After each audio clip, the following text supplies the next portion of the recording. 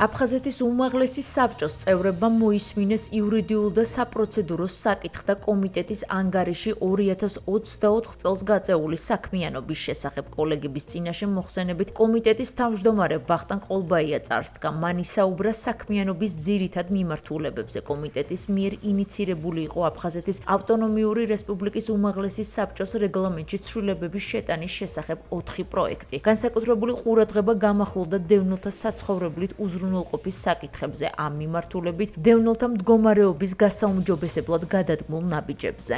ბატონ ვახტანგ ყოლბაია გახლდათ მომხსენებელი, მან წარმოადგინა ძალიან საინტერესო მოხსენება გაწეული მუშაობის შესახებ.